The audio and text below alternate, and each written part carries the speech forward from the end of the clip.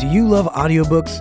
You can get a free 30-day trial membership to audible.com by visiting audibletrial.com/divebarrockstar. They have thousands of audiobook titles, as well as podcasts, guided wellness programs, theatrical performances, A-list comedy, and exclusive Audible originals you won't find anywhere else.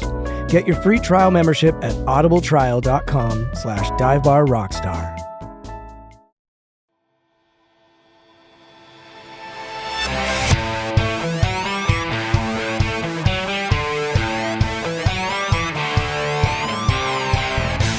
Welcome to the Dive Bar Rockstar podcast, a show exploring the lives of professional musicians of all types, touring musicians, recording artists, songwriters, engineers, bar bands, wedding bands, and anyone making their living in the music industry.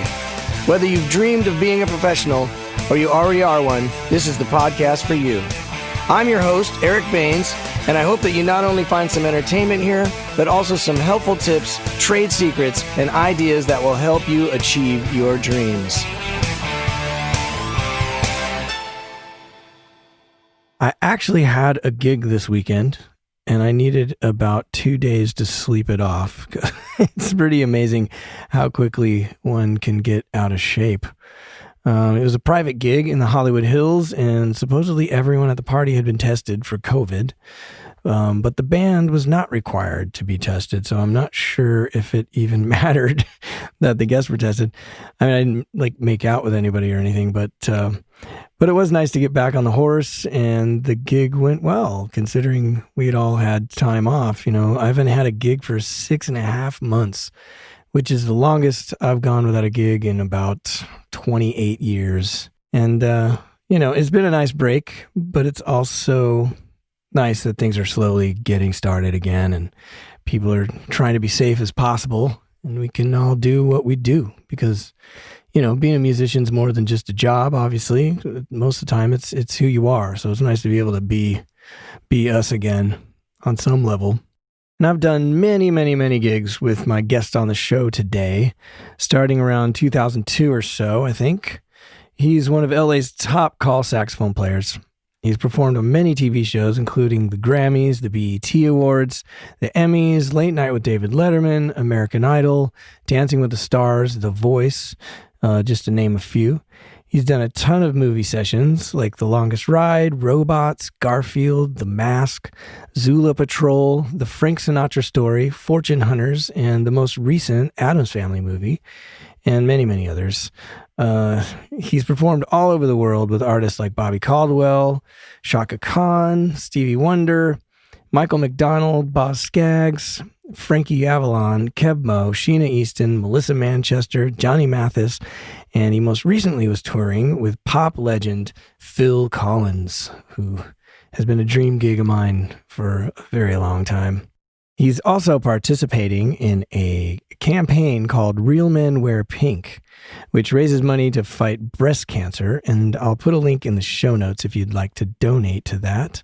His resume is so vast that I think we barely scraped the surface, but I hope you enjoy my conversation with George Shelby.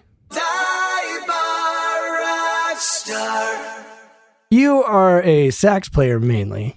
Yes. But you play all kinds of wind instruments. Yes. And is that it feels like that's sort of a requirement of sax players, different from other horns. Yeah, it sucks. It means there's a lot to carry to the gig sometimes, right? I would like to meet the first sax player who went, yeah, I play clarinet and flute too, and just dig his grave up and beat the crap out of a skeleton, because it's a huge drag. Yeah.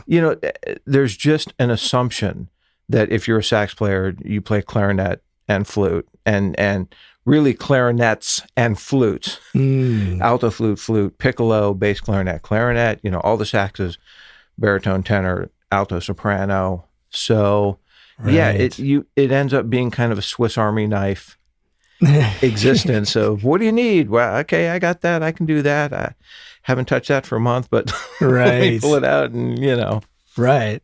And you have kind of you've been playing for years, but you still have a pretty serious practice regimen. Yeah. Yeah. I try to do 4 hours a day, steady. Wow. Partly because there are a lot of instruments to cover. Mhm. So if I do a half hour to 45 minutes on clarinet and flute, and that's just the bare minimum of maintenance, Right. and then I take an hour. So that'll be about 2 hours, long tone scales. Then I'll take an hour and really focus on something that I'm focused on, a song that I have to learn for an upcoming whatever. And then if I have any energy, hopefully at the end of the day, I just play. I just put on Spotify or whatever and just try and go, okay, what would fit with this song? If I was playing with this band, what could I come up with? Right. And just play and have fun. I think that's pretty important. It helps you know your instrument too, right? It helps you know the instrument, but also we get so caught up, especially in Los Angeles, being an industry town, that I'm going to work and I'm working and music is work. And a lot of cats just like forget to have fun with it. Right. Forget to enjoy it. They get so caught up in, I got to get to the next gig and book the next thing. So yeah, I try to still enjoy it. Yeah, it's tough once you decide to make it your living, just sort of inherently. I think you have to put effort into still digging it. Hopefully, yeah. Sometimes. I mean, I don't know. Depends on, I don't know. If you get your dream gig right off the bat, then I guess you're golden, but sometimes it's work. It's, yeah. Well, and there's a certain LA studio mentality that I have found to be real interesting, of guys who are very good players, who come in and punch the clock and they do their 3-hour session and they play the notes correctly, right, and they're never emotionally invested in the project. And the moment, bam, to the minute that 3 hours are up, they're out the door and, on to the next thing. And all my heroes and the players I admired always got emotionally invested in the projects. When Herbie Hancock was doing the Possibilities album and he called Wayne Shorter in to play a solo, he sat with Joni and wouldn't solo until he understood her meaning behind the song and, what the song meant to her and what she was trying to say. And that's when he, and you get everyone else who comes in, it's like an F7. Okay, good. Roll the tape and, here are my licks and out. Right. So yeah. I think that's one of the drags about LA is you get a lot of players that are really great and not emotionally invested at all.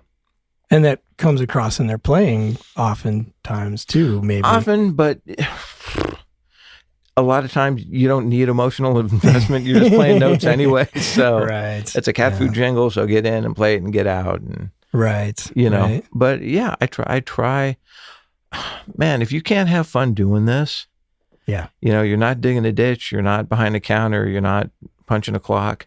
Yeah. I mean, what we get to do is amazing. Yeah.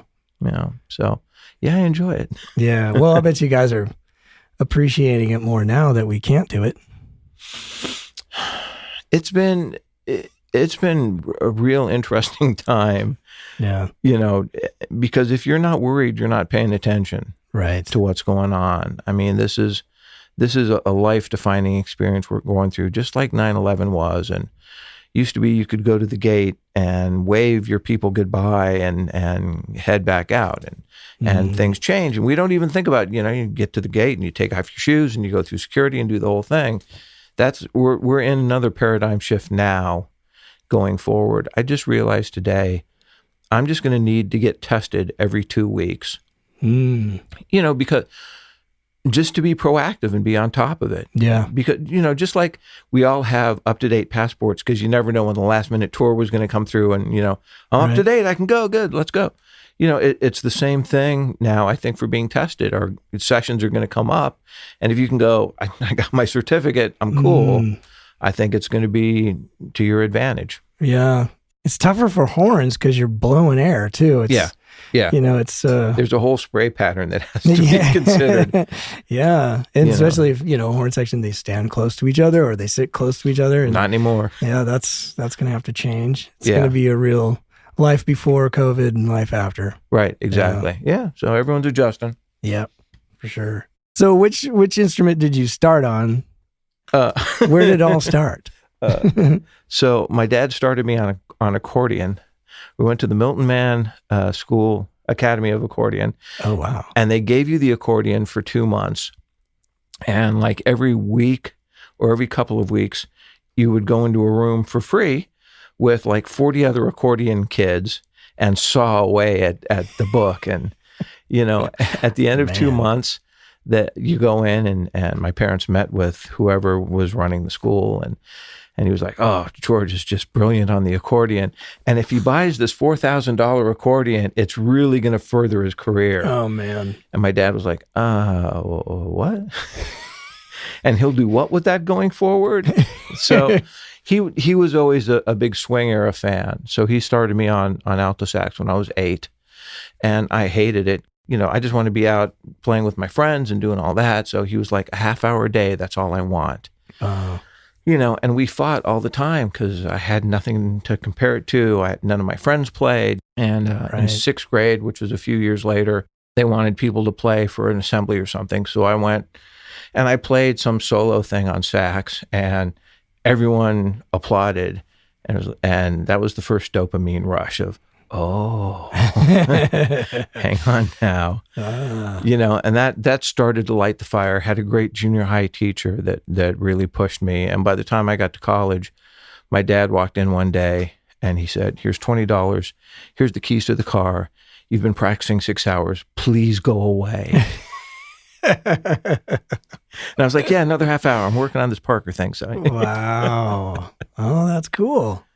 So, I was going to ask you about that too. How's your family feel about your practice schedule? Do you have an isolation booth? Yeah, I have a room similar to this one. Oh, okay, cool. But, when Linda and I first got married, I literally practiced in a closet in the apartment.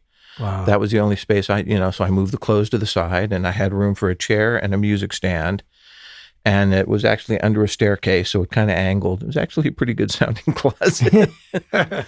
And that was it. And, and then I got to a room. And then when my son Jordan was born, I was practicing in a room. And he came in and repatched everything that I had one day. He played telephone operator. And that's when I went, it's time to have a separate room. Right. Build that. Man. Yeah. Wow. Plus, look, you're more apt to work when things are set up and you can just come in, turn it on, and go. Right. If you have to set it up and plug it in and turn it on. I know. It's like each step you get farther and farther from doing. And it especially if you're inspired to do something, by the time all the knobs are there and the creativity is just gone. Now you're good into that tech head instead of the creative head. Right. Yeah, So it helps for me because I have all the horns set up at home. So I can go through a routine of a schedule of this one, and this one, and the soprano, now the clarinet and the flute, and just grab them and go and not have to pull it out of the closet and do all that. So it's real helpful having a space. That's cool. And you've also kind of recently, not really anymore, it's been but you've added the vocoder to your list of awesome stuff that you do. Well, it's funny. It's kind of like Kobe Bryant and those guys who would they come back every year and they've added a different shot to their, and so I'm always looking for what can I add? And I played penny whistle. Oh, cool. I played when I went on tour with Johnny Halliday. Ray Herman was the sax player and he needed to get off the tour, and he called me and, "I have to get off the tour. Can you take it over? It's rock and roll. It's real easy. It's just, tenor sax and flute." And I was like, "Yeah, it's great." And right before he hung up, he was like, "Oh yeah, and some harmonica too. Okay, bye." Click. Like, what? Hello? Hey. So, I went to the store and I bought a couple of harmonicas and I practiced in the car for a couple of weeks, and on the plane to Paris 2 weeks later, and on stage 3 days after that. It's rock and roll harmonica, so it's not, if you put a little time into it, it's you can get by. Right. So I saw someone play. Okay, how can I say this delicately? I saw someone play vocoder who was a sax player, and he's not a great sax player. And I went, okay, if he can play vocoder, that was kind of inspiring for me to climb into it and figure it out. And it's fun. It's another little thing in the arsenal. Right. Yeah, absolutely. And it really adds almost a vocal thing. Right. Because you're singing lines essentially. You know, you're Right. almost a vocalist now, which is like Right. pretty cool. Yeah, it's really helped my playing because it helps you think as a vocalist then in your phrasing and things like that. So yeah, it's been fun. That's cool. Have you gotten calls just for that yet? No. Are you known around town yet? No. Because it's coming. It's got to be coming. Hey man, I You play got vocoder. That's great. Anyway, bring clarinet. Wow, that's interesting. I didn't really realize that clarinet was a part of the array, because that's hard. It's like a whole different embouchure. And am I wrong about that? Clarinet's a little similar to sax. I play clarinet every day just because when I go to sax, the saxophone feels so fantastic. You know, it's kind of lifting heavy weights, and then, you know, you take the weights off and it feels great. The same thing. The flute embouchure is just a whole nother animal. Yeah. You know, so playing that, but for sure. You know, and it always kind of comes in waves too. Like there'll be a month where it's all clarinet and a month where it's all flute. And I don't know, it's like everyone talks in town, goes, okay, it's soprano sax month, go. Right. You know, so. And is there one that's like your voice? I mean, either tenor or alto sax. Yeah. You know, but that's kind of depending stylistically on the song and where it's at, because I'll go back and forth depending on once again what the song is saying emotionally and what I'm trying to put onto it. But either tenor or alto probably are my main axes. And beyond chops, you've obviously worked a lot on your tone, and I feel like that's important to you in a way that it should be to everybody. But a lot of people get lost in the notes and the licks and the, you know. But that's what's great about having you on any gig, is that you bring a lot of soul. Is that something you think people could work on, or is that? Yeah. Do you have that, or you don't? Are there things that you do to work on that, or? Well, you know, a million years ago, I wasn't happy with my tenor sound, and I thought, whose sound do I dig more than anyone else? And at the time, it was really Ernie Watts. I was a big Ernie Watts fan.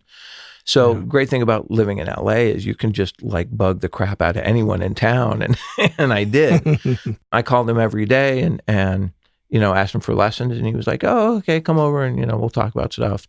So I went over and I said, "You know, Ernie, I don't know if it's the sax or my mouthpiece or my reed, what's wrong, but my sound isn't good." And he's like, "Give me your horn." And he took my horn and just played the shit out of it for the next 10 minutes. Just raging bebop, and he was on tour with the Stones at the time, so screaming rock and roll and this fluffy subtone, and just ran the gamut. My mouth is just on the floor, and plays and plays and plays and plays, and finally stops, and he looks at me, and he looks at the horn, and he looks at me, and he looks at the horn, and he looks at me, and he says, "It ain't the horn." Ouch. Okay. Thanks, Ernie. See you next week. So, yeah, tone's really important to me. Sound is really important. And I work on it. You know, I'm doing a half hour of long tones almost every day. And what does that mean exactly? It means I'm playing one note for 1 minute. Wow. And then I go an octave up for 1 minute, and then the octave below for 1 minute. So it's a B flat, middle B flat for a minute, high B flat, low B flat, 1 minute each, and then B. You know, and there's something, you get into this really kind of Zen place, and you think you're warmed up, and you think you're sounding good, and you think you're there, but all of a sudden, about 20 minutes into it, my body just shifts. It's like, oh, there it is. Okay, good. Wow. So, yeah, I mean, every player I ever admired had a great sound and an identifiable sound. Right. And I think that's probably one of the biggest problems with universities at this point is they found a way to monetize music education in that they have hyper-analyzed notes and style and rhythms. And, you know, you will come out of college being able to orchestrate a Gregorian chant and not know like what a Gregorian chant even means or the emotional content behind it. Right. There's no emotional content being taught. There's not, you know, emotions 202. You know, you went to Berkeley, right? Yeah, for a little bit. Was there any emotional content that was being taught? No. right?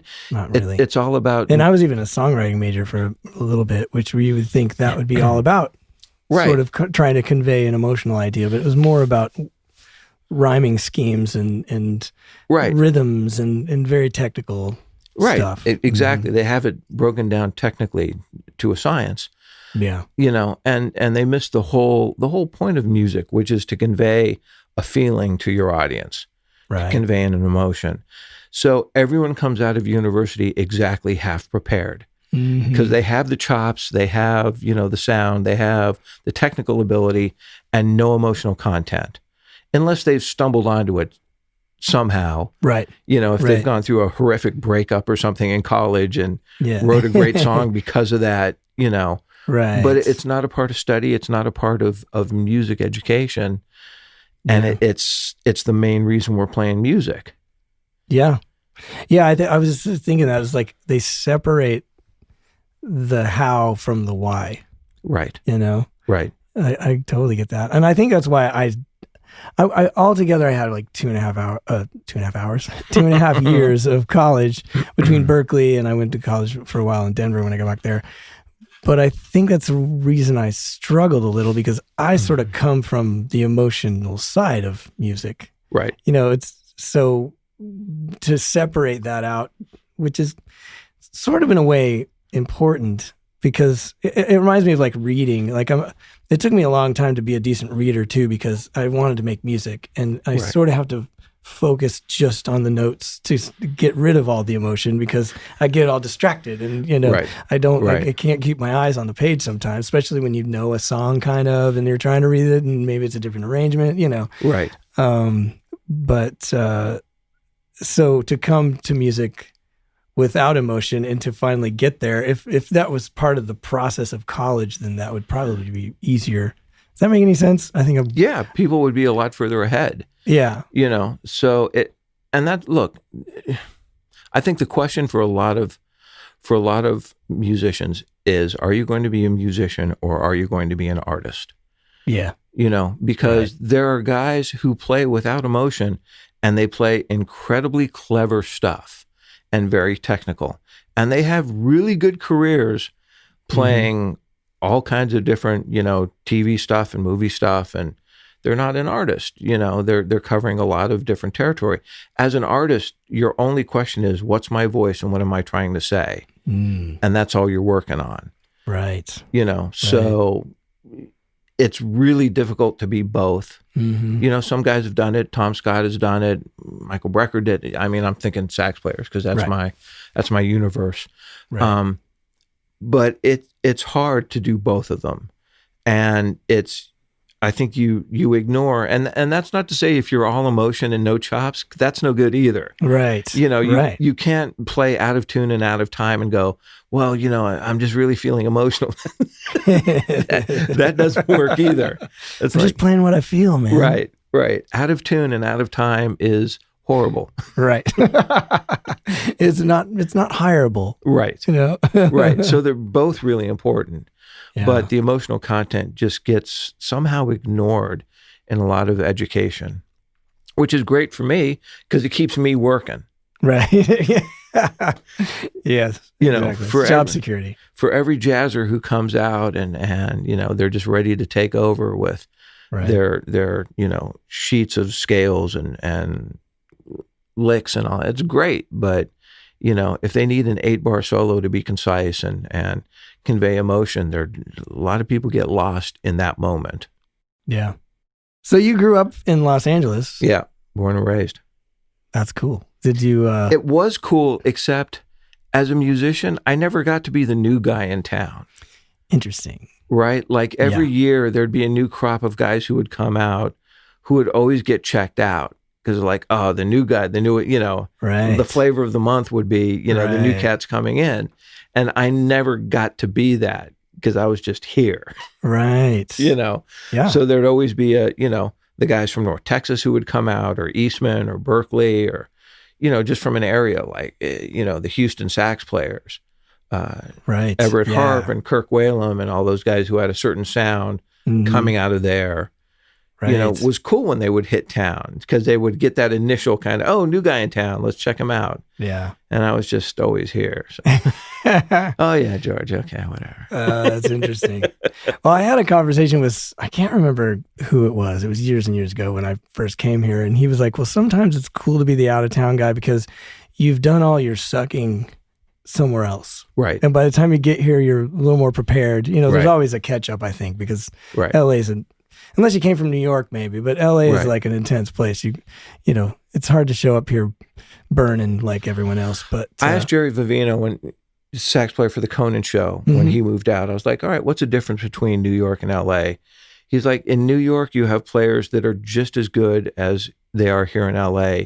But in LA, you can go 20 deep in a chair. Yeah. And the 20th guy is still killing it, and you Yeah. don't quite have that depth he felt in New York.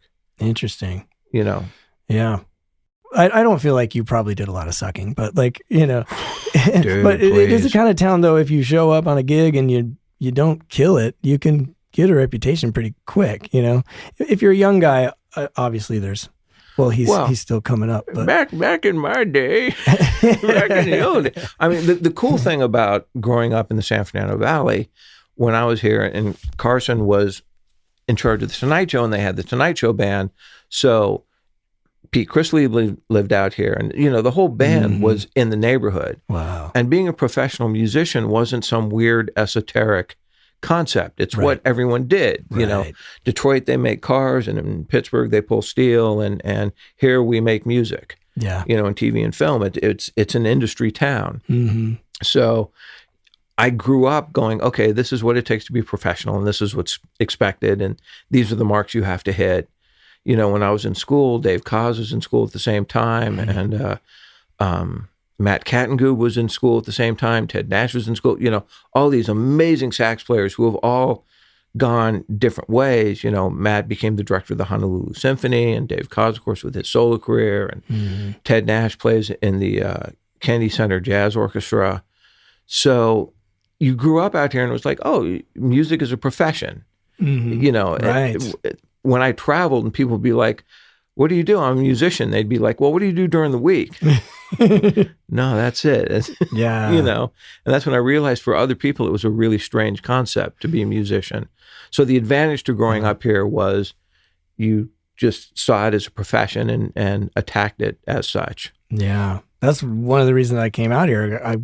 I came out to visit, and I was like, guys that do what I do in Denver have houses and nice cars and families, and like they get paid real money, like I need to be here, Right. That's pretty cool. Right. So, but it's weird for me. It's hard for me to relate because I grew up in Broomfield, Colorado, like beautiful place, but small and in the middle of the country. And my whole goal was just to get out of Broomfield, Colorado. And the idea of living your whole life in your town is an odd concept to me. Right. Did you ever want to like leave LA just for the sake of being somewhere else? Or has this just been a great place the whole time? And yeah, it's been a great place, except it sucks half the time. I mean, Linda and I talk about if we were going to move, well, it's a great concept, but where and what's going to check all the boxes that LA checks? Mm-hmm. I mean, where else are you going to get earthquakes and fires and traffic, really expensive parking tickets? Yeah. So, move? That's ridiculous. Yeah. Musically. And once again, we were talking about sucking on gigs, and back in the day, you could suck on a gig, and the 13 people at that gig would go, wow, that guy sucked.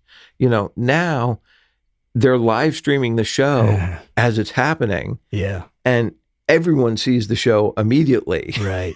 Wherever you are. So I think there's a lot more pressure on young musicians now with having their stuff out there immediately. They don't get to be in some small club and suck or experiment or try stuff. And that's the other thing, the other reason why it's important for me still to just play music at the end of the day and just have fun with it is that's the time I get to experiment, because you can't really experiment anymore when you're out on a gig. Yeah. Yeah. That's changed a lot. Yeah. And plus, like sometimes, we all have those weeks where we got to take a gig that maybe I don't want people knowing that I'm playing this gig, or maybe I don't want people to see me on this particular band, but it pays money, and here I am. And now it can be right up there on the internet and forever. Right. It's so funny you should say that, because in March, I was booked to play with a singer who's not a fantastic singer. And everything was just starting to close down because of COVID. So gigs were dropping off, and her gig was like the only one that was still booked. And I was like, oh, Lord, please. If that gig doesn't cancel, then everyone's going to come to this gig because it's the only one happening. And then thankfully it canceled. Oh, thank the Lord. Man, I hear you. It's a drag. You got to choose your gigs wisely. Yeah, you kind of do. Yeah. So then I read in your bio that then you moved to Hollywood. Right. And did that. So you grew up in the Valley? Grew up in the Valley, moved to Hollywood, and mainly because back then, the first person, saxophone especially, was like a last-minute addition for most jingles or whatever. This is not working. Let's add sax. Who can we get? And which meant who can get here the fastest. Right. So Hollywood back in the day was a great advantage because I was on Gower above Beechwood. So I was right down the street, to most of the studios, and I could get there quickly. So that worked for a long time. Yeah. And now it's just the complete opposite, because with home recording, no one has to be anywhere. Right. Yeah. Everyone can just send you tracks and you can lay it down and send it back out. So, but back in the day, being in Hollywood was important because you had to you had to be available to get to the session quickly. Yeah. Especially being a young guy coming up. Right. All the established guys were always going to get the calls and the first calls, but last minute additions, if you were there and could get down quick, you might get a foot in the door. Mm-hmm. So yeah, that worked out, and then I blew back out to the Valley again. Yeah, I when I first moved here, I lived in Pasadena because my only friend out here is like, yeah, I live in Pasadena, it's great, and it is kind of cool. It's outside of town a little bit, traffic wise. I mean, this was 20 years ago, so traffic wasn't quite as bad. It was still horrible, and then they raised the rent like ridiculous. So we were like, okay, we got to move. So I went to North Hollywood. We found this awesome apartment, affordable, 2-bedroom, 2-bath, and then all of a sudden I'm like, all my neighbors are all these guys that I had been working with, in the 2.5 years that I had lived in Pasadena. I'm like, this is where I'm supposed to live. Right. Oh, the Valley is where the musicians are supposed to live. Right. This is where you get more for your money, and like everyone lives here, and the rehearsal spaces are here, and right. I love the Valley, honestly. And now with the recording too, the home recording, again, it's like the advantage is like anyone in the world can get a hold of you, and you can lay tracks for anyone in the world. So my room is set up. I can do horn sections at my house. Yeah. And I've done That's them for great. Korean artists and Japanese artists and all over the world. The disadvantage to that is now everyone in town can reach out all over the world to other musicians. Yeah. So, I was talking earlier, like I played penny whistle. So if they need a quick little penny whistle fill, okay, cool, I can do that. Now they literally call the bar in Dublin, and it's like, hey, who's your penny whistle player? Wow. And whoever it is has a home recording studio in Dublin, and he plays the crap out of the penny whistle. And has since he was 6 years old. Right, exactly. And lays the solo and sends it back. Wow. Yeah. So what kind of recording setup are you, like a Pro Tools guy? Or? No, I'm Logic. Logic. Cool. Yeah. Because I'm an Apple guy, and it was set up, and I think the architecture that Apple uses with Logic is it's a really good sounding program. Yeah. And most of the stuff that I'm doing is I'm laying my tracks, be it solo sax or horn section, and I'm sending it out, and they're mixing somewhere else. Right. So all I'm trying to do is get it recorded hot and clean. That's it. No tricks. I don't compress anything I'm recording. It's just here's the bare knuckled signal. Do with it what you will. Right. Have your way with it. And do you go through a preamp? I used to. I have the Brett Averill Neve preamps. I have 4 channels of that. Great. But I've got the latest Focusrite converters, and I A-B'd, and honestly, the latest Focusrite converters sound great by themselves, and a little airier and better than using the preamps. So right now, I'm not using the preamps. And, I've A-B'd back and forth, and the technology has gotten pretty ridiculous at this point. Yeah. So I just go straight into the converter and into the computer, and off we go. That's awesome.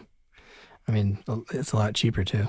It is. Especially those, Brett Averill. If you're trying to cover multiple channels, that gets pretty expensive. Like Russ Miller has his, he calls it a home studio, but it's a ridiculous setup. Yeah. And he records 14 tracks of drums, 2 overheads, and then 2 overheads further back in the room, and over the snare and under the snare and hat and Right. And I was in casual conversation with a guy who had an 8-pack of Neve preamps he was selling, and I called Russ, and he's like, I'm on my way, and gave the guy cash for it, trying to put for me, it's just, I need 4 clean channels. Right. Because I'll do up to a 4 horn section and can stack and double and do whatever. Anything else, go somewhere else. But what I tell clients is I have the same quality that they have at Capitol Records. I have the same computers, the same preamps, the same mic selection. The difference is I have 4 channels and Capitol has 128. Right. Yeah. So if you need more than 4, then go somewhere else. Right. But I'll cover you with the highest quality out there, for what I do. Right. I'll keep that in mind. I'll put you on the list. Please do. Anytime you're going to afford to not use a computer sound, a sample. I don't know. Well, that, for horn players, that has been an interesting educational aspect, is showing producers and writers what's possible with a horn section. Because there are a lot of guys who are doing big music projects and aren't particularly musically educated. Yeah. And all they know from horns is whatever the sample pack in their computer plays. Right. So all they know is that horns can stab in unison. Pow, pow, pow, pow, pow, pow. Right. That's all it, So I find that like half of our session these days are going, well, we can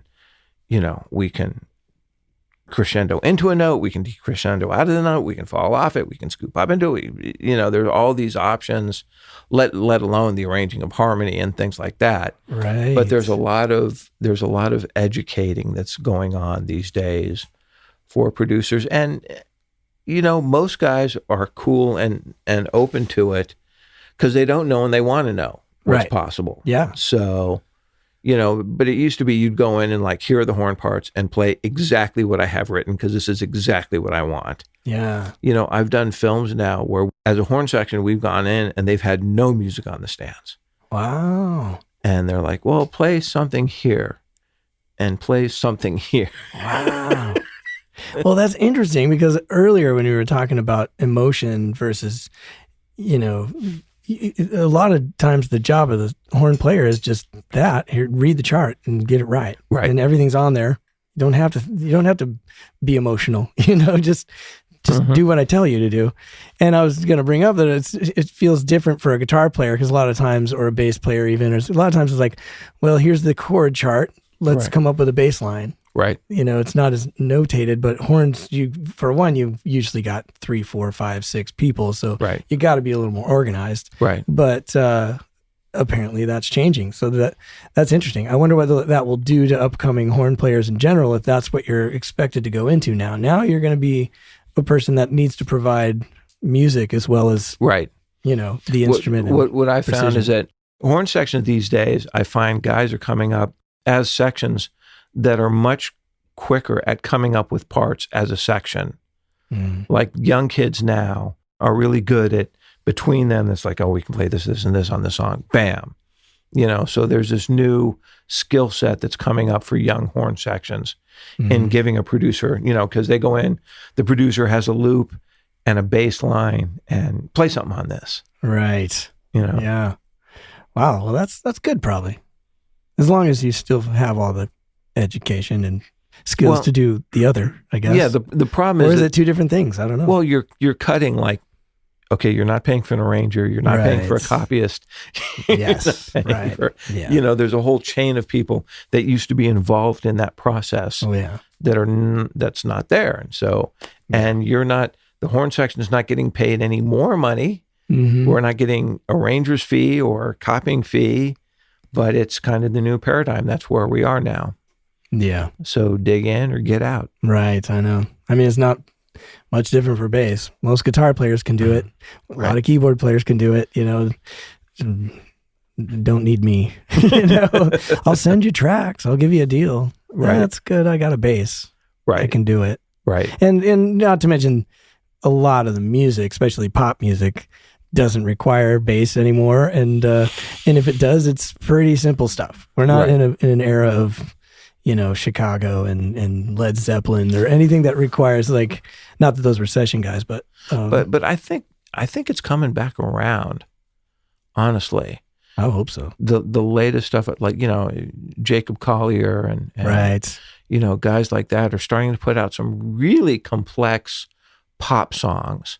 So I think, you know, I think it really, the pendulum swings back and forth, and I think it's coming back where I hear a lot of kind of Toto influenced, very cool, you know, sort of stuff. So I hope it's going back that way. Me too. Yeah. Because I was thinking, as I was kind of listening to you all day and researching. I'm sorry about that. I was just thinking about how when I was, you know, I pretty much grew up in the 80s and 90s. Like in the 80s, there was a singable sax solo on pretty much every pop tune. Right. And then by the time you get sort of to the 90s, it's not there. It's moves. Right. Now, if you hear sax, that's jazz. Right. You know, and now it doesn't even. Now, if there's a sax in a dance tune or something, it's a sample of some James Brown thing that happens in a weird way that's barely even musical. Yeah. I would like to thank composers in the 80s for screwing sax players over. Oh, interesting. Well, they got lazy. You know, they would compose, you know, okay, here you have this movie. And so you're composing and you're writing and you're arranging for this, and here's a car chase and here's a love scene, sax solo. And they just got lazy, and that became their go-to move. Right. You know, the moment the lips are headed towards each other, cue the sax solo. You know, and everyone got burnt on that. Right. Till it got to the point of like, okay, we don't want to hear sax solo ever again in that, you know. So it really just like pushed the whole thing out. Right. You know, and unless they want specifically like Kenny G kind of thing, or, you know, I get called for a New York sounding, you know, bebop solo, jazz solo, something like that. Right. You know, very stylistically specific, but yeah, everyone got really burnt on. That's interesting. I never thought about that. Yeah, it was like, what do they call that? Like typecasting. Right. Sax is only for love songs now. Right. Yeah. Exactly. Interesting. Yeah. Well, and you've probably felt that over the years as far as business. I don't know. Oh, sure. And, you know, and like I talk about the pendulum going back and forth. So when Kenny G was really popular and hitting it, then suddenly everyone wanted soprano sax on everything. And we rode that. And, you know, and then when Brian Setzer was hitting real big, suddenly jump swing was in, and horn sections came back, and we want jump swing and stuff like that. So, you know, depending on where the zeitgeist is and what's popular, people will jump on that. And there's a lot of trickle down work that will come because of that. Right. You know, so that's why when people were bagging on Kenny G and, oh, Kenny G sucks, I'm like, dude, first of all, he's a great player. And if you think he sucks, you've never really listened to him. Right. You've never heard him live. But second of all, as a professional sax player, the trickle down work I got from Kenny sustained me for like a decade. Right. You know, I got no problem with a famous sax player. Right. We were playing for a couple of years together in a band, a casual band, a wedding band. And I remember coming up to you one day and being like, dude, I think I'm up for this really good gig. I'm not really telling anybody, but I think I might get this Dwight Yoakam gig. To which you replied, "Okay, dude, don't tell anybody, but I think I got this Phil Collins gig." And I'm like, why do you always have to one up me? Not that I don't love playing with Dwight Yoakam, but Phil Collins is like the guy that I always used as the dream gig with, like if I miss a phone call, I'm like, oh man, what if it was Phil Collins? Like since like I was 18, you know what I mean? So you got the gig and I mean, he's not touring it. Well, no one's touring right now, but right. We did 3 years of the Not Dead Yet tour. Oh, very cool. And Harry Kim called me and he said, Gerald Albright has decided not to go back out on tour as Phil's sax player.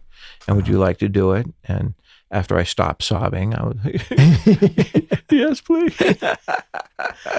And that was in December, and rehearsals weren't going to start until April.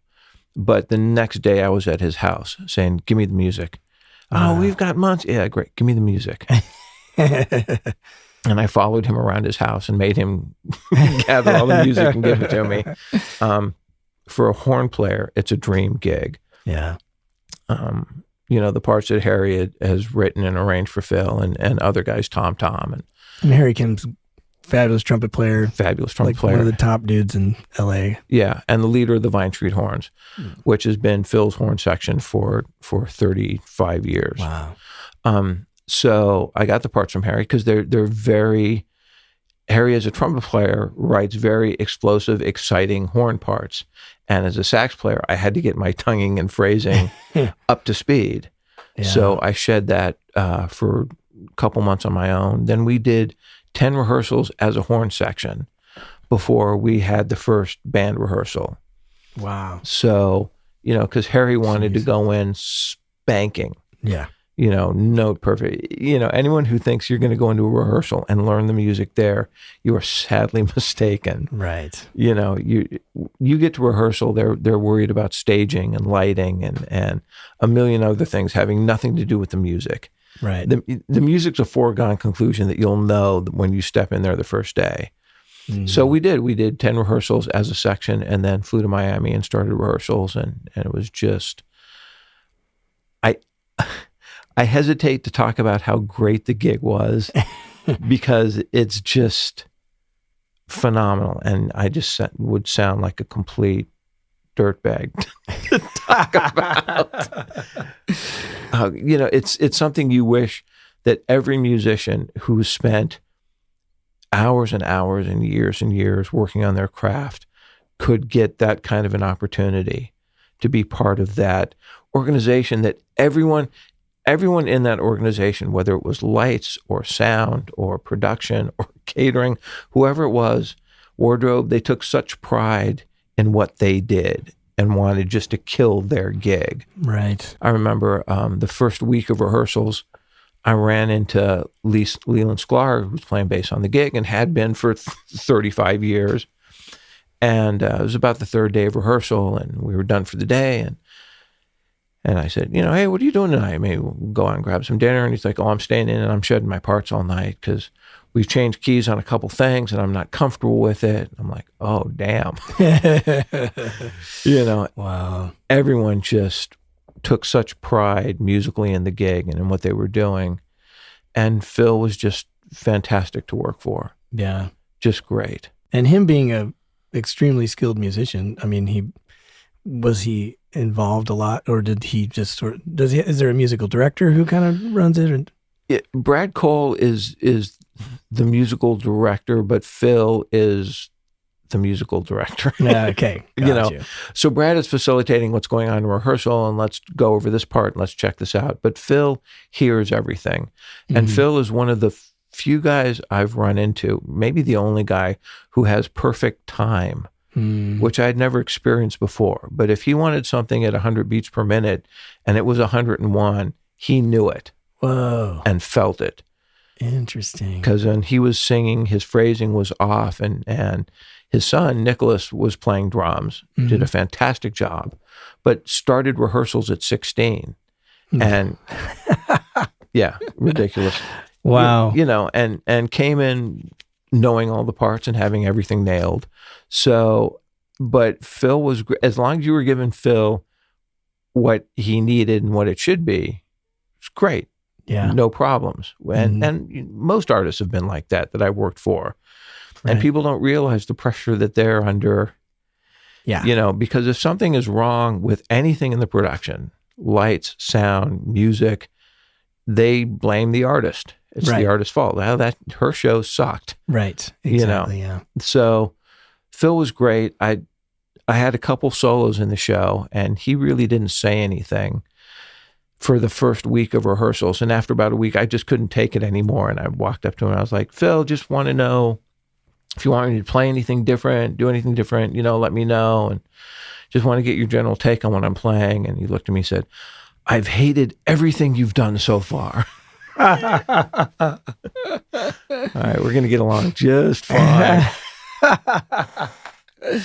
Oh, that's really funny. But, just one piece of ridiculousness on this gig is we were doing One More Night, which is a big sax feature at the end of the song.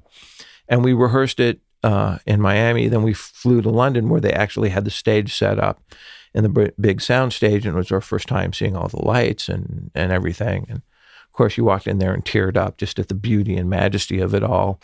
But we're getting ready to rehearse One More Night, and the stage manager said, okay, there's a little X on the floor. He's like, okay, on your solo, hit that X on your first note. Okay, great. So they're doing One More Night, and then I casually stroll out, and I hit my X, and as my solo's about to start, 7 spotlights all hit me on that X. And I just started laughing. It was the most ridiculous, sublime moment. Wow. Oh, that's what this gig is. And once again, the lighting guys were like jazzed that they could make something like that happen. Right. And they were like, yeah, watch, we swirl the lights here, and then bam, we hit it at this point. And wow. Crazy. Great guys, but phenomenal gig. He was beautiful, and I'm so sad it's not happening. Yeah.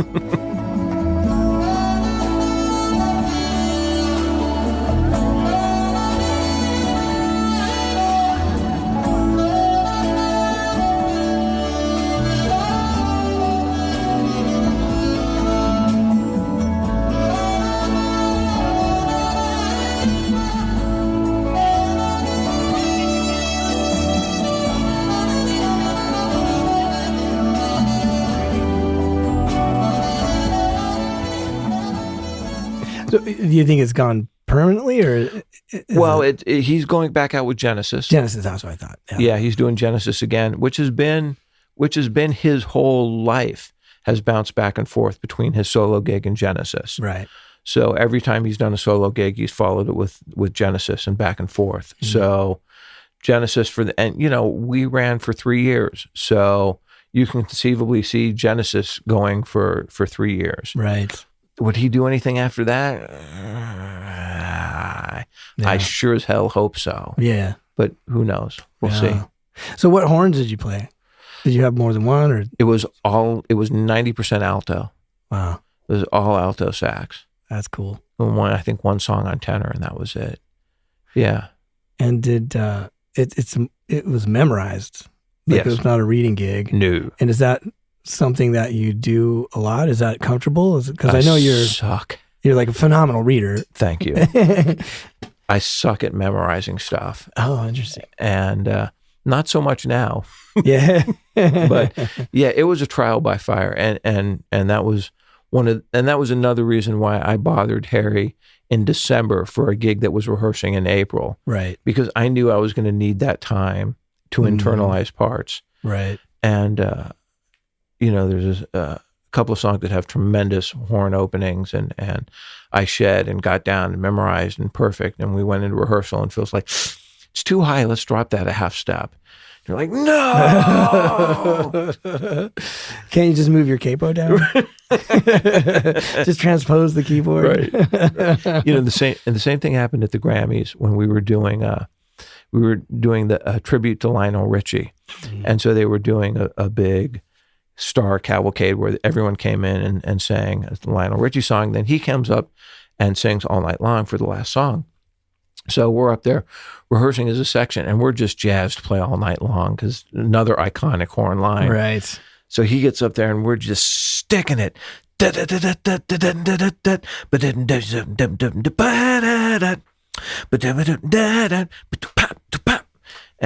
just all proud of ourselves. And we get done, and Lionel's like, my voice is a little tired today. Can we lower that a half step? And they count off the song. And the horn section went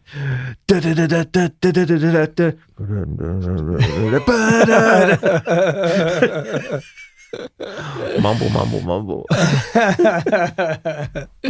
But yeah, Wow. memorizing is not one of my strongest suits, so it's something I have to really put time in on, just repetition and a section at a time. Yeah. As a bass player, I have a guitar tech. Mm-hmm. And like, how does the tech thing work for a horn player? Do you have a tech? Does someone handle your horns, or is that always, well, I guess with only 2 horns on the gig, it's not that involved, but. I had a tech when I was on tour with Johnny Halliday, and I would go from tenor to harmonica. I would have a tech kind of hand off different instruments and microphones to me, because I had a bullet mic, of course, for the harmonica, and then a clip-on for the sax. And right. so they helped me with that.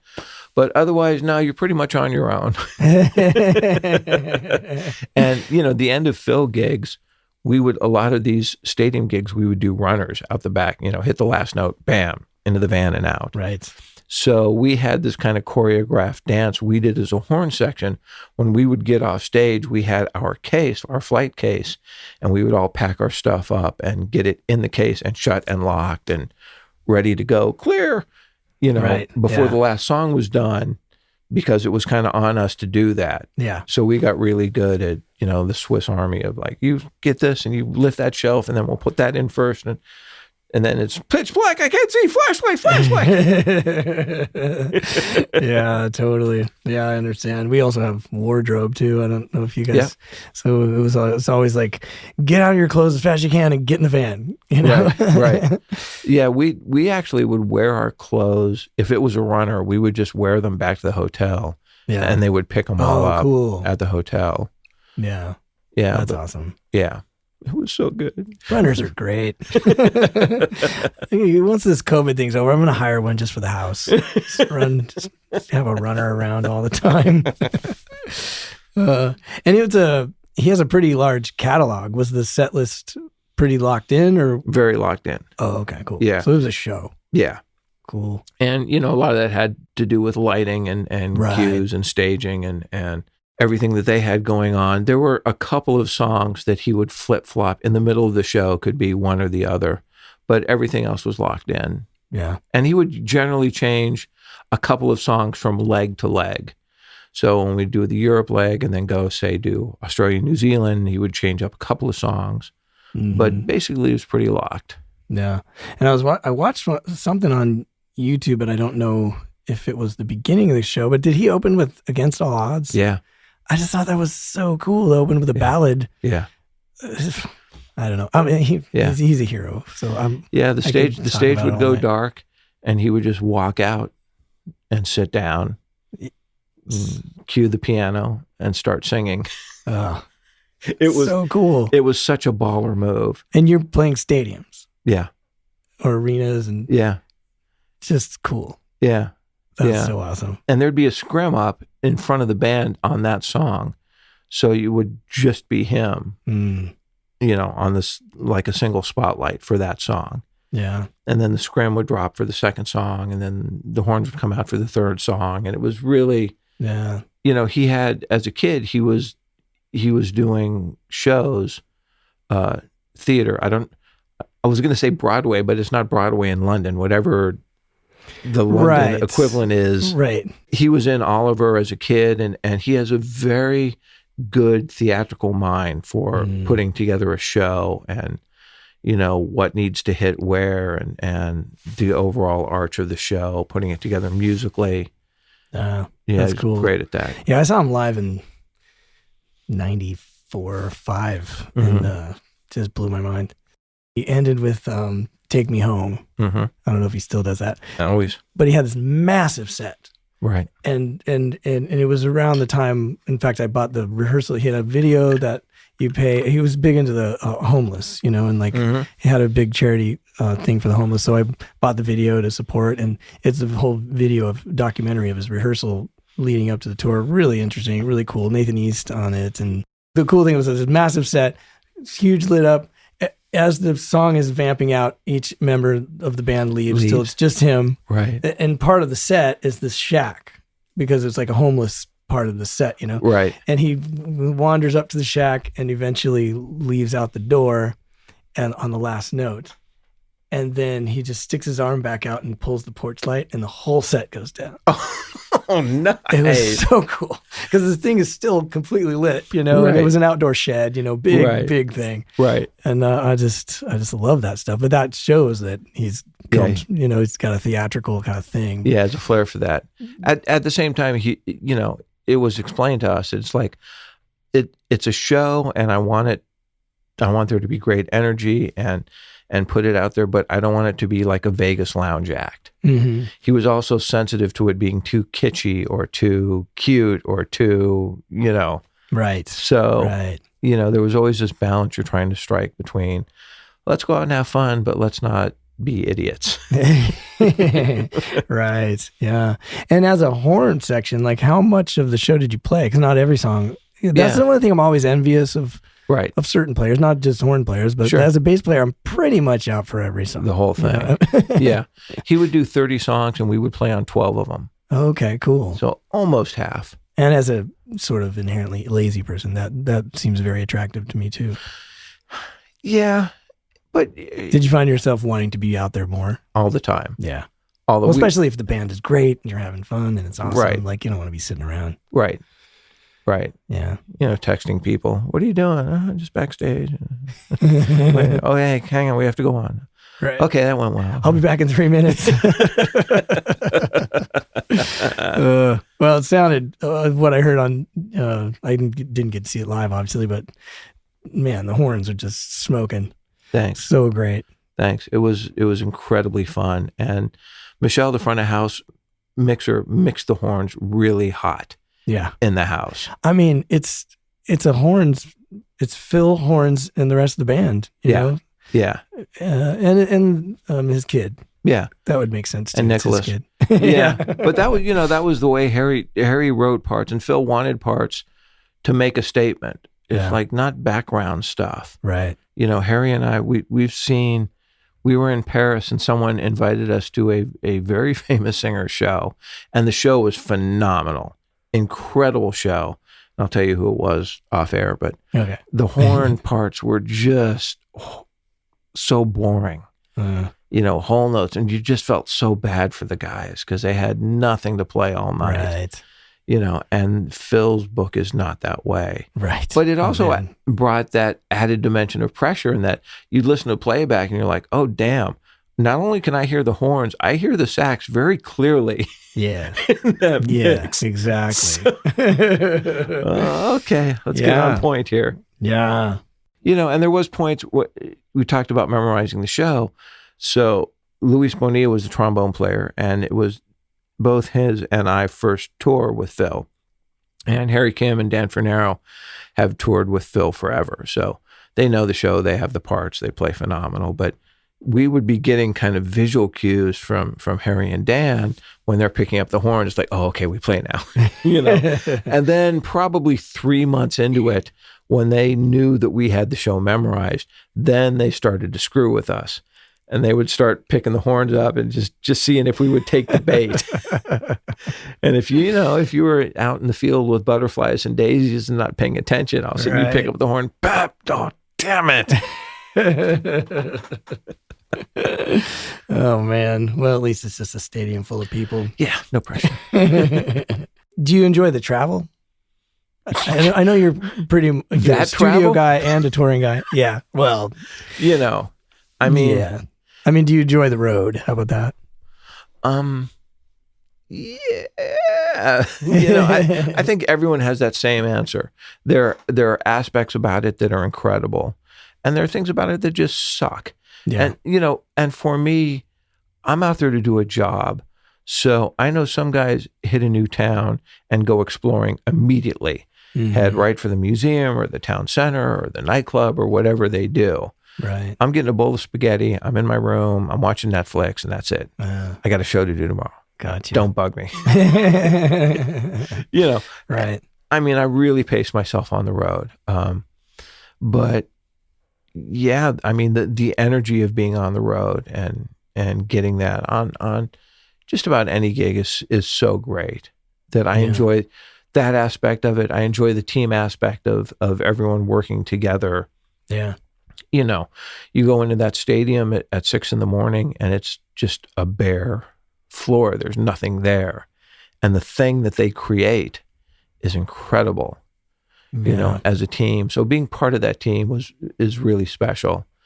So yeah, I enjoy that. And now it's kind of fun because I've kind of been to enough places often enough where I have friends in different places. It's nice to get back and see them and touch base again, or go do clinics again, in London or Germany or Austria and see those people again. And guys who were at my clinics years ago are now working professionals, and it's fun. It's fun to see. Cool. Yeah. And how many shows a week does he do? I know vocalists, it's usually more spread out. He was like, if I'm going out, we're going to work. So it would the crew got killed. God bless them. They really got hammered. But we would usually do 2 on, 1 off, steady throughout the whole run. Yeah. So no weekends. Wow. No. Yeah. No, Johnny Holiday, there'd be like 10 days off, 2 weeks off. Yeah. And at the time we were based in Paris, and it's like, woo, fantastic, Oh, man. But no, Phil gets it. He's like, if we're going out, we're going out and working. Yeah. So, which is great too. Yeah. Yeah, definitely.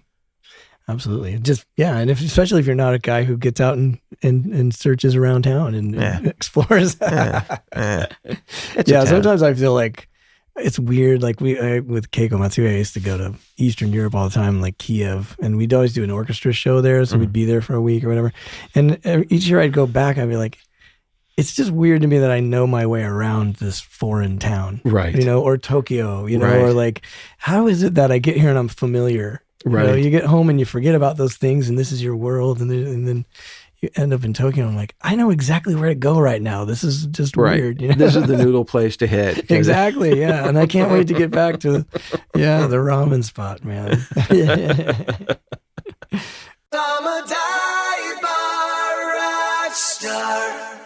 So there are a lot of us out of work right now, waiting to get back to playing shows and touring. And I know I've had to do whatever I can do to take my mind off the situation from time to time.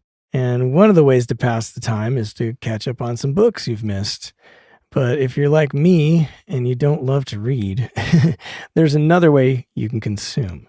Audible.com has thousands of titles to choose from, including audiobooks about music production, songwriting, the music business, music theory, instructional audiobooks, and biographies of your favorite musical heroes.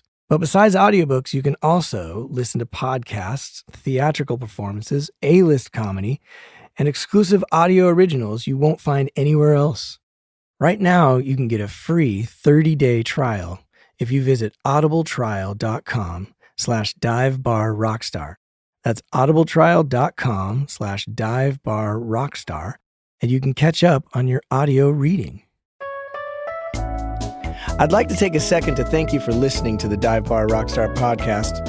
As a new podcast, getting the word out is a vital part of what it takes to keep the show on the road, or off the road, as the current case may be. If you would like to support the podcast, all you got to do is subscribe wherever you listen. And if you have an extra minute or two, please leave a review. You can also share and follow the podcast on your social media apps. Okay, enough begging. I hope you're having fun. And once again, thank you for listening.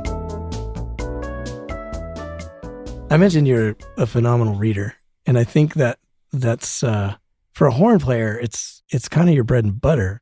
Used to be. It's not as much anymore because, once again, like we're saying, producers aren't writing horn parts as much. Got you. So more of the time now, I'd say about half and half. I go in and there's printed out parts and this is exactly what we want. And the other half is like, I need something exciting here. I need something punchy here. Or we'll get, there'll be a part that's kind of lame and we're like, you're kind of walking on eggshells and like, so we always put things in question form, right? Are you sure you want us to play it this way? Would you like us to work on this articulation? Because you're not sure how married they are to the part, or if the producer thinks it's just a genius part that he's come up with. Yeah.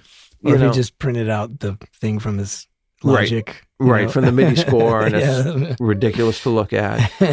But for a lot of years, reading is, and still, for movie dates and anything like that is really important. And you went to Cal State Northridge? Yeah, 2 years. Which weird, like, it's like this unknown, I hear about so many players, or I see so many great players still coming out of that school, and so many great players went there, yet outside of LA, I don't think people know about that school. Well, once again, it's kind of like you're getting it straight from the source. Yeah. Because it's in the Valley, you're surrounded by players who are working full time. Yeah. So it's not known as like an artistic school. Like you're coming out of Berkeley as a blowing player with a voice and something to say. You're coming. Not everybody. Well, it's still just a school. Yeah. But, you come out of Cal State Northridge, you're ready to work. Yeah. How good were your reading skills when you got out of college versus after? That, as much as I sucked at memorizing, I was really good at reading. Yeah. And I realized that the key to sight reading is never sight read.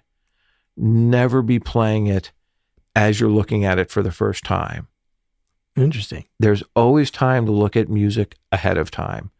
So if you do a film date, and, the film date typically runs 10 to 1, 10 a.m. to 1 p.m., and then 2 to 5 if it's a double.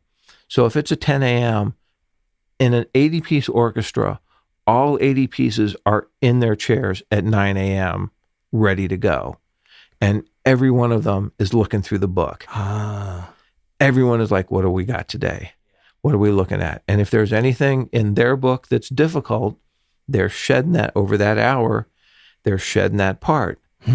So when the baton drops at 10, they're sight reading. Right. But everyone's already put an hour looking at the parts. Oh, that's so interesting. And it makes total sense. And it's happened to me in sessions as well. But I think the most recent reading I've been doing, was in that wedding band that I mentioned earlier, Impulse.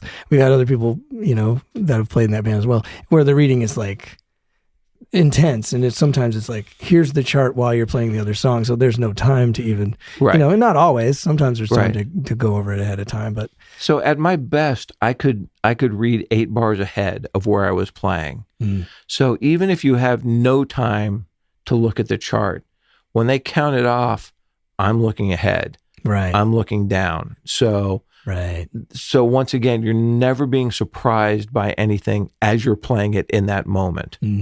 I'm glancing ahead and go, oh, here's a trouble. Oh, here's a key change. Okay, get ready for that. Here's a, here's a quick lick. So, the key to sight reading is never sight read, ever. That's amazing. Because I always think about, like, it's so hard to practice sight reading because you need that intensity of being on stage to do it. Right. But I like your way better. Because I most of us try their hardest. I guess it's just more the casual scene and I mean, even on something like you've done the Academy Awards. Not the Academy Awards. I've done the Grammys and I've done the Emmys and the BET Awards and even on those award shows, is there time to rehearse and stuff and to see the charts? Or yes. Okay, cool. Yeah, there is. But once again, anytime you're tossed into a situation where you're supposed to sight read, look at it ahead of time. Yeah. And work on your chops so you can read at least 2 bars ahead. 2 bars ahead is doable for everyone. Right. But 4 and 8, you're really getting a good lay of the land of what's coming up. So nothing surprises you. Wow. My thing is always practice at home like you're doing a huge show or you're doing a big recording session. Try to put that kind of pressure on yourself to play as precise as you can, as in tune as you can, as in time as you can. And when you go out and perform, try and perform like you're at home. Try and be relaxed. Wow. That is great advice. I'm going to have to work on that. Yeah, me too. Because I'm definitely the opposite. Not always. I'm pretty much putting pressure on myself at every moment of my life, actually. But that's what we do. Yeah. But it's a hard game. It's really interesting for, some people that aren't in it. When you look at a band of musicians, you're, they're having so much fun and everything is this must be the greatest life in the world, in the world, But sometimes you're on stage just being like, don't fuck up. And that certain players that you're with are going to be on your ass if you do. And, and there is this certain, especially when the more jazzier things, some people would, I don't know, once in a while I say a comment and my wife says, don't be mean. And I think to myself, you don't even know what mean is. You've never been on stage with this guy or that guy or the pressure that can come up and so how do you maintain that kind of thing in those? I'm sure you've been in these situations, or maybe not. Maybe you're. Well, I mean, first of all, I'm not really a jazzer the way those guys are. Yeah. Where they're out doing it every night, and that I never worked on the lexicon the way those guys have. For me, improvising was something that I truly wanted to be an original creation that I came up with and worked on stuff on my own, and I didn't memorize a ton of Brecker solos and a ton of, Hank Mobley and Coltrane and all that. I studied them and listened to them and really, got into what they were doing, but not to what the level of jazzer would do. So, I'm really not in that scene. Right. And once again, jazzers keep me working and they show up to a gig that pays great and they bitch that the music isn't cool. And they show up to a jazz gig and they bitch that the money isn't great. Right. And, it's just they live this negative, dark place. And it's like, I don't want to be there. Yeah. Yeah, for sure. And it's not to say we don't get critical on ourselves or on other players. But what I found is that when we have players that we don't dig, the tip off is those are the guys that you're most polite to. Yes, exactly. Right? Yeah, right. Yeah. It's like, yeah, nice meeting you, man. Okay. Good playing with you, And the guys that you dig, you're just slicing constantly. Yeah. Your friend, you're like, dude, what the hell was that you were trying to do there? And, you suck. And, you dig into guys you really respect. Mm-hmm. And guys who just aren't cutting it, you're just very polite to. And inside you're going, oh, that call was wrong. And we won't make that again. You're getting the number out of your phone. Just delete. Well, and that's for me, because I came up, I ended up being a contractor around town. Right. And mainly for the casinos, which I just kind of fell into. And for both of our careers, we have fallen into situations that we've taken because it was the opportunity that was afforded us in that moment. And you were a smooth jazz bass player and sure, I'll be smooth jazz. And then you were a country bass player and you're like, yeah, I'll be a country bass player. Yeah. So the opportunity came up for me to contract, and contracting is the easiest gig on the planet because you're calling musicians and you're offering them work and hopefully paying them a decent wage and nothing easier, and as a contractor, I can say that what I'm looking for in a musician is I never want to have to think about you ever. Right. The most successful guys are the guys I don't have to think about at all. Right. I know. And, consistently, I've called some legendary players to come work on gigs, Doc Kupka from Tower Power and Tom Scott and Leland Sklar and Rick Baptist on trumpet and heavyweight legendary guys. And always, they're the first ones set up at rehearsal, never complain, never bitch, play their butts off, laugh, tell jokes, easy to get along with. I don't have to chase them down on breaks. Right. Never have to worry about them. Yeah. So that's always what I'm looking for when I contract is people I don't have to think about. Right. Because there's all this other stuff that I have to worry about and take care of. And I think it's the same for any artist you're working for is be invisible for that artist, that they never have to think about you if they don't have to. Yeah. It's really interesting because I've never heard it from that perspective, because a lot of musicians complain. Like you have like Keiko Matsuya, for instance, awesome, but it's great to work for, but you have to get used to the idea that she's only going to talk to you when you're wrong. She's only going to correct you. Like if you're doing great, she's not going to. Right. She just says thank you. She's very polite, but it's not like she's going to be like, oh, that was a great solo. She's like, okay, next song, and then that means you're good. And there's a lot of artists and a lot of people like that. Right. That's like a different way of sort of, that it kind of explains it from the other side. Because, as, musicians are inherently insecure a lot of times. And narcissistic. Yeah, exactly. Yeah. It's all about me, except when it's not about me, and then it's about me. Right, yeah.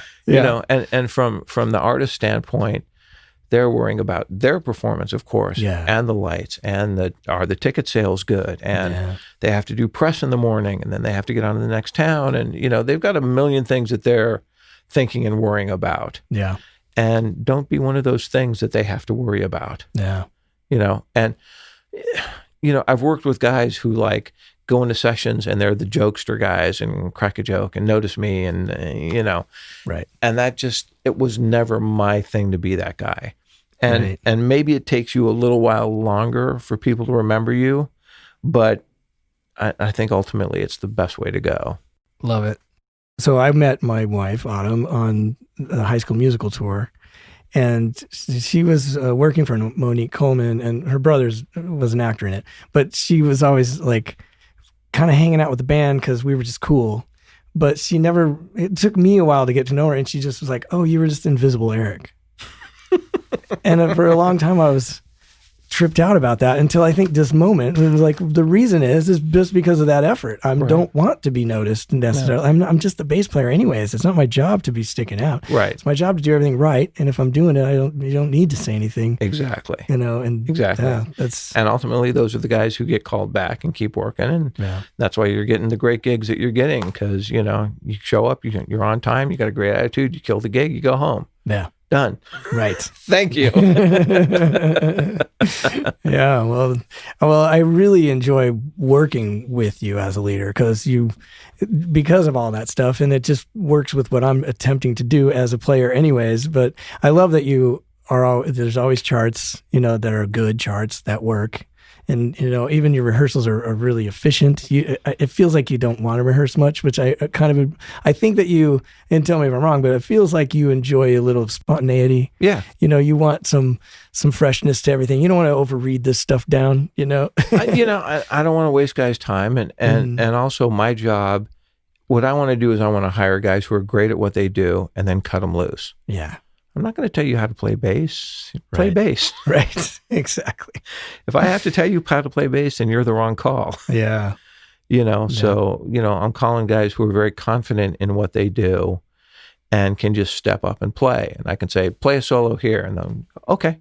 Yeah. And step up and play it, Yeah. So it's always a pleasure when you call me. I'm always anxious to do it because I know it's going to be great. And it's like, you make it easy for a guy to do it, for the right people who don't need, because my other thing is like, people go, oh, do you have any questions? Just give me a call. I mean, I got the chart, I got the time. I don't need to talk to you. Like I don't have any questions. Like I'm anything else I can figure it out. I've played music before. But there are other people that are just like, you hire them and your phone is ringing off the hook all hours with stupid questions. Like, dude, I don't know. Just listen to the CD. It's on there. It's all there, Right. Anyways, but we don't want to be babysitters. Right. We want to show up and do the gig. And hopefully we all have enough going on where you don't have the time to do that anyway. Right. Yes. Like, I got this other stuff I'm working on. Plus, I'm still trying to shed and become a better player. Yeah. Plus, I'm trying to write some original material. Plus, I got this show coming up or whatever it is. So no one has the time. Let's be efficient. Get in, have fun. Yeah. Get the hell out. Cash a check. Man, well, we're going over, but if you're not, whatever, don't have any gigs, so I have a couple more things I'd like to ask you about. Yeah, man. Mainly like the Michael McDonald record, because he's another big hero of mine, and you were on his Wide Open record, right? And so was that a good experience? Michael's the best. Yeah. The best. And he has a producer credit, so I'm assuming he was involved a lot. He was there. He was there the whole time. Really, Michael's another one of those guys who lets you do what you do and expects you to do what you do, and and wants input from you if there are ways to make the parts better. But everything, that was a session we walked into where the charts were done and written and sounded great. And we actually did, the first time I met Michael was in 2000. He was doing at the NAMM show, the National Association of Music Merchants, for those who don't know, is a show in town, and Yamaha puts on a big show every year. And in 2000, they honored Michael McDonald, and so I was part of the horn section for that. And we rehearsed all day, and Michael says, "Okay, I got to get ready for the show." And he tucked his shirt in. He said, "Okay, I'm ready for the show." Just the most that's so cool, easygoing. Another time we were doing Clyde Davis's pre-Grammy party, and he was talking about his son and his wife, Amy Holland, who's an amazing singer. And he was talking about how he was wandering through his house, and Amy was working on a song, and "Amy, do you need any help with that?" No, I'm fine. Get out. Just let me do it. And then his son was working on a song, and "Can I help you?" No, Dad, leave me alone.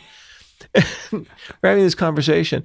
And as we're having the conversation, we hear, "And ladies and gentlemen, Michael McDonald." He's like, "Oh, I'll be right back." And just walked straight out to the stage, crushed the song, crushed it, then walked back off. And he's like, "Yeah, I can't believe my family won't let me help them with their songwriting." Just the seamless kind of, wow, all right, way to own the stage. Wow. Yeah, so he's fantastic to work with. That's so cool. That would definitely be another dream gig if you're listening. Michael. But it's so, it's just great to hear that about your heroes. The whole thing about don't meet your heroes. And there are, plenty of people I've met and I'm like, oh, I don't really want to work with you. Yeah. But yeah, he was great. He was, most of the legendary singers have been great. Yeah. Patti LaBelle was fantastic. Well, I was going to ask you about the White House. That was my next thing. Is that what you were talking about, or you've worked with her? Yeah, a few times. Oh, okay, cool. Yeah, but PBS did a tribute to the women of soul at the White House when the Obamas were there.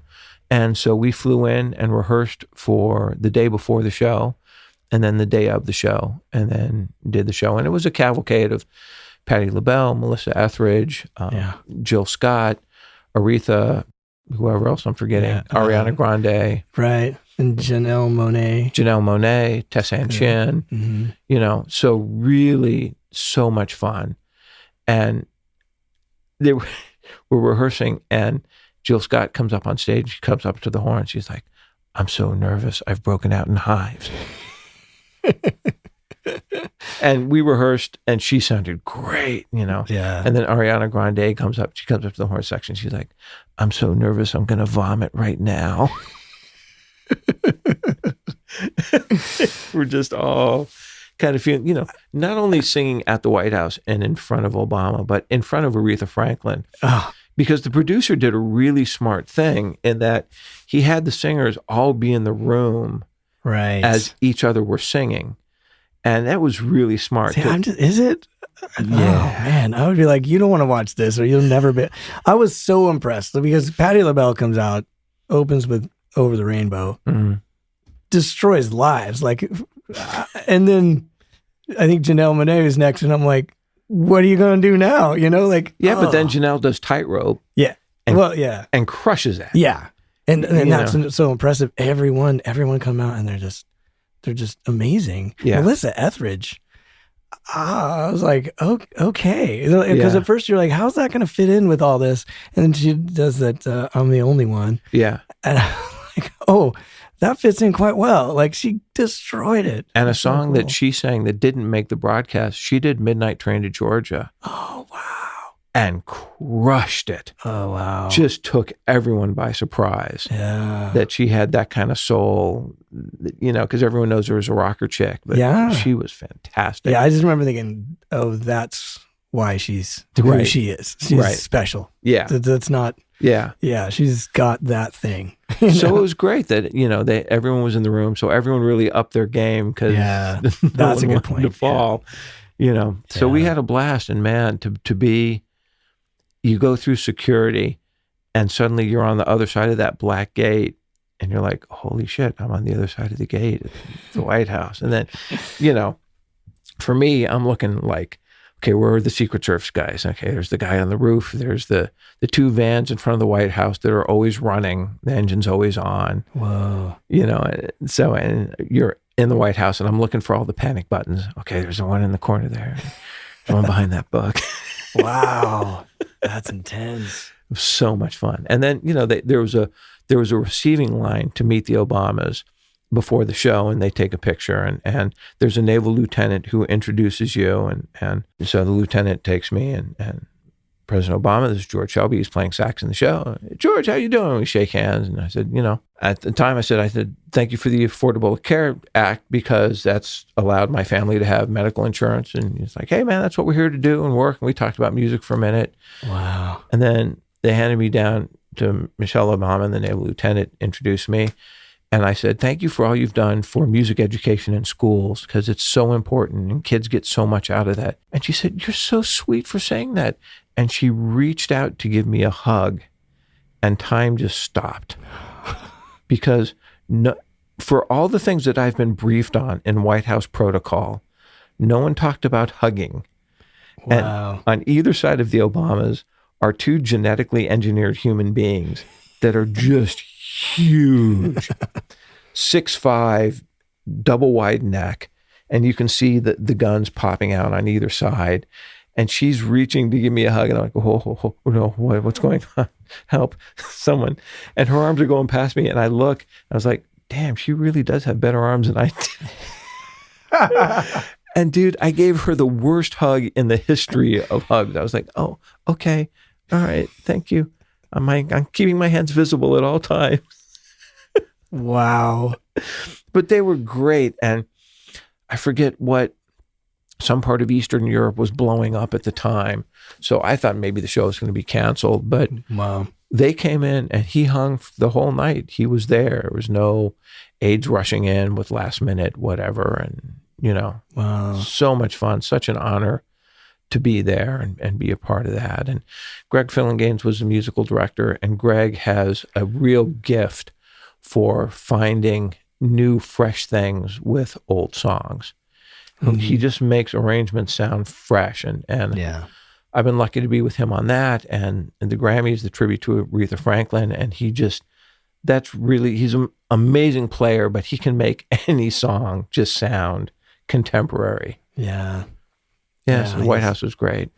And not to get political, but you watch all this stuff on TV, and politics has become such a cartoon in a way. It must have been just the fact that you said a naval guy introduced it. Like when you're there, it must be like, oh shit, this is the leader of the free world. Whoever it is, you know what I mean? And you really realize at that point, it's not, this person is not this person. It's who he represents.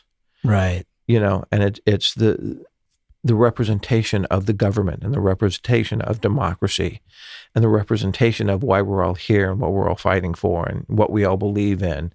And so it's really sad, as I'm pretty much a centrist at this point, which means everyone hates me. I'm not, I'm not extreme left. I'm not extreme right. I can find things on both sides to get behind and support and endorse. Right. And it's laughable to me, the concept that as 330 million people, we're supposed to be either this way or this way. But I know it. It's the reality is people make money off that divisiveness. Yeah. And so they encourage that and plug into it and get people to buy into it. And, yeah. There are times I wish the aliens would invade just to give us a common enemy that we could come together and, I know, set a lot of this aside. Yeah. So yeah, it was great to be there, and just, you really felt pride in the country. And not only that, when we were driving around, the people in DC really took pride in DC, and Warren Harding would have cocktails over there every night and walk over, and I love DC. I really think they're the best music fans because they're the most boring people. They're sitting in an office talking about politics all day, right. And then they get to emote, right. And like, I don't know, I've always loved playing there. Well, and for me, like I've played in DC where we've hired local DC musicians, which are from all the armed forces, right? The Airmen of Note and all the great bands. Yeah. So for me personally, I'm sorry to say this, I had much more confidence in a DC band than I had pretty much anywhere else, because they just came in and slaughtered the parts. Yeah. Beautiful. Yeah. Yeah. We used to do USO shows at Constitution Hall with Keiko. And we would, it's an orchestra thing. So we'd be there for a few days. And I had to get used to people being like, this is a G. Shouldn't that be a G sharp, sir? Like, this just sounds odd, but amazing sounding, musicians and the whole thing. And I remember talking to them, and they're like, "Yeah, this is my job. Like, I get paid a salary to come here and play in this orchestra. Right. I had to do 6 weeks of basic training, and then I just come here and play my instrument. It seemed like a really cool. Now I'm recruiting people right now. I don't know why, but it was always a really fun. Plus you're in DC for some days, and it's so fun. Yeah. Because it's hard not to get patriotic when you're in that town. I agree. All the history and I agree. Every picture you've ever seen, no matter what side you're on, there's somebody. Martin Luther King stood right here, and we're set up in the East Room of the White House, and there's a picture of George Washington behind us. And as we're setting up, an usher comes up and he says, "That picture is the one that Dahlia Madison cut out of the frame and took with her when the British invaded and burned the White House. So please be careful." Yeah. Wow. And I'm like, cool, which is fine. But then every 6 minutes, someone else would come up and say, "That's the picture that Dahlia Madison." And now you just want to start screwing with people. Right. Now you want to start, this picture here that I'm putting my finger on. Yeah. Yeah, but the real deal history that's there is incredible, and to be able to make music with those people in that circumstance was. Yeah, and also when I was watching Aretha Franklin stand 3 feet from the first black president. Yeah, I was pretty wide-eyed the whole time and trying to drink, and it's like, okay, don't forget this, be in this moment, be here right now. Yeah, right, totally. Yeah. Well, man, thank you so much for coming out and telling me all your stories. I mean, usually when I start doing notes for this stuff, I just start brainstorming, and usually I got about 4.5 pages of notes per guest. And that's after, another 6 or 7 hours of working on it. With you, just the brainstorming is 4.5 pages. But now I'm going to start asking questions about just the topics. And I'm like, you have such a diverse career, you do so many things that it's just hard to cover in an hour and a half or whatever, so maybe we'll have you back on if you're willing later. Can we do this like tomorrow? I know. I mean, I don't want to next week mess up your busy schedule. Yeah, let me check my calendar. Oh man, I've known you for probably close to 20 years now, because you played at Cafe Cordial with me I was probably here a year, and October 9th will be 20 years. So it's always great playing with you. It's always great hanging with you. You too, Matt. Thanks for coming. My pleasure. All right. Don't get COVID. Too late. Wait, what? You said you were tested. I didn't say what the result was. I said I was tested.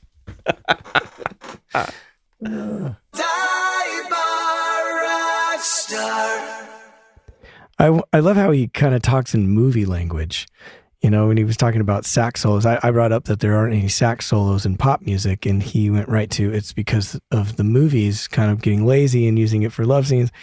And then when I brought up sight reading, he went right to a movie session and talked about the baton dropping at 10 a.m. I thought that was pretty cool. I think that's a very unique to LA kind of thing, and I've been saying this for years, but I think that this town is becoming less and less of a music town, really, for original bands and artists and stuff, because, it's such a centered around TV and film kind of town. It's an industry town, It's kind of hard to grow a fan base here locally. I can attest personally to that after trying to, spending some time in clubs working on my own records. It's hard to get people out. It's an industry town and people are working on entertainment all day. And it's, going out to see a band is generally not, something they're just going to naturally do. But I think it's something good to keep in mind if you're planning to move here as a songwriter or a band or something. It seems like your music doesn't matter as much unless it caters to TV or film. And if it does, it can make a lot of money, because that's kind of the only way to make money anymore anyway. So it's not a bad thing to keep in mind when you're writing your songs. I don't know. But, hit me up if you disagree with that, if you're living in LA and you can make a good argument that there's a great thriving music scene. Maybe I'm out of touch. I don't know. Hit me up. Let me know. I also liked when he talked about college hyper-analyzing music. I thought that was really interesting. It reminds me of something non-musicians like to say if I ever mention that I don't like math.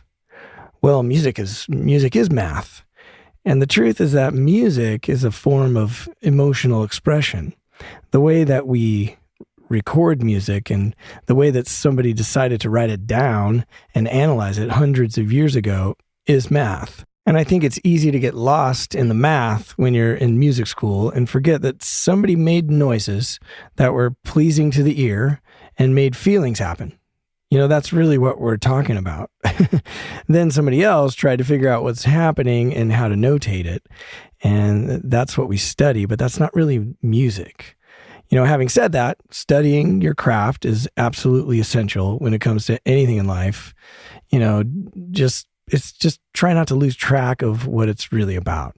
And the fact that George makes a conscious effort every day to remember why he plays music is one of the keys to his success, in my opinion.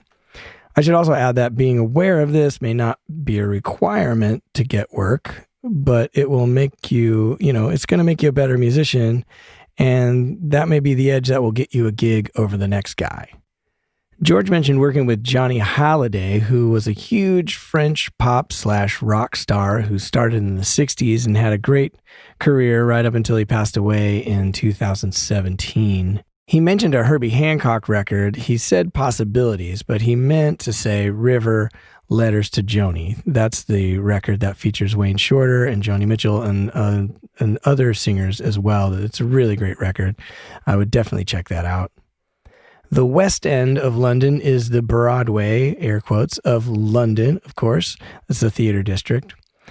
And George plays the WX5 MIDI wind controller by Yamaha, and that's what he triggers the vocoder with. So you might check that out if you're interested in starting a career in vocoding. Is that a word? Vocoding? I'm not sure. I hope you guys had a good time. I'm a dive bar rock star. Wow, you've made it to the end. I'm hoping it's because you completely enjoyed yourself and are now filled with knowledge and inspiration to move forward with your dreams. If that is the case and you would like to stay informed of new episodes, live events, and general news, please go to divebarrockstar.com and sign up for the mailing list. If you have any questions, comments, corrections, or complaints about anything you hear on the show, please email me at fanmail@divebarrockstar.com, and you may even end up on the show. We at the Dive Bar Rockstar podcast, with all of our hearts, thank you for listening, and remember, it's all about dreams.